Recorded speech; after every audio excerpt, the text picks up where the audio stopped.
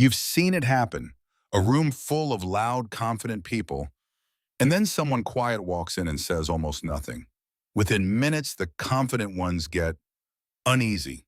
They talk faster. They over-explain. Why does silence make powerful personalities nervous? The answer is darker than you think. We're taught that confidence comes from being loud, social, dominant. And quiet people? We assume they're shy, insecure, or have nothing to say. But psychology tells a completely different story, one where the quiet person often holds the real power in the room. Today we're decoding exactly why. The human brain is a prediction machine. It constantly scans other people for signals, tone, words, reactions, to figure out where it stands. Confident people are especially dependent on this feedback loop. It's how they calibrate their dominance. A quiet person gives the brain almost nothing to work with, no reactions to read, no approval to chase. And the brain hates a vacuum. Neurologically, uncertainty triggers the same threat response as actual danger. The amygdala lights up. So that uneasy feeling, it's literally a low-grade fear response to the unknown. Think about the last time you spoke to someone who just stared back calmly. No nodding, no quick smile to reassure you. It's unsettling, isn't it? That discomfort isn't a flaw in you.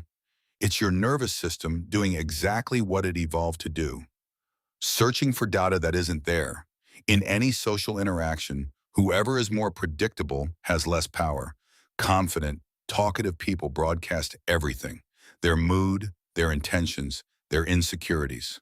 Quiet people withhold, and withholding creates the illusion of depth and control. Psychologists call this informational asymmetry. The quiet person knows more about you than you know about them. That imbalance flips the power dynamic.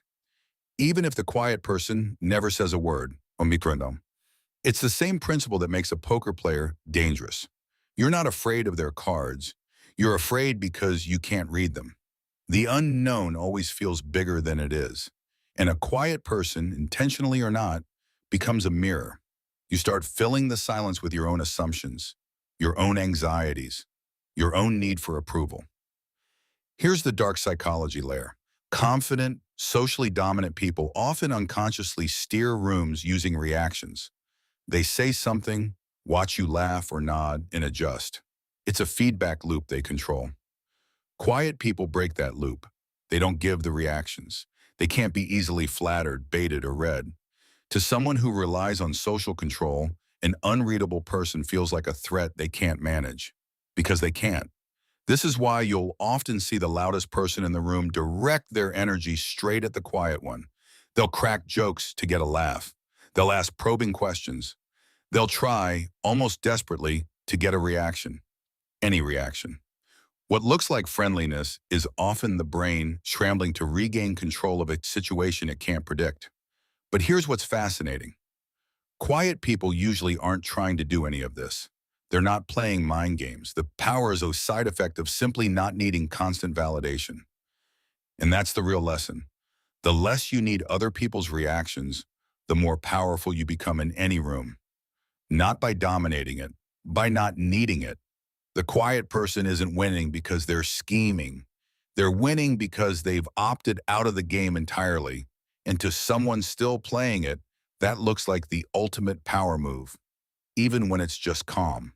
So next time you feel that subtle tension around a quiet person, remember, it's not them. It's your brain reacting to someone it can't predict. And maybe the real takeaway is this: you don't have to fill every silence. You don't have to chase every reaction. Sometimes the most powerful thing you can do in a room is simply say less. Have you ever been the quiet one in the room? Or the one who got nervous? Tell me in the comments. And if you want to understand more about why humans really do what they do, subscribe. This is just the beginning.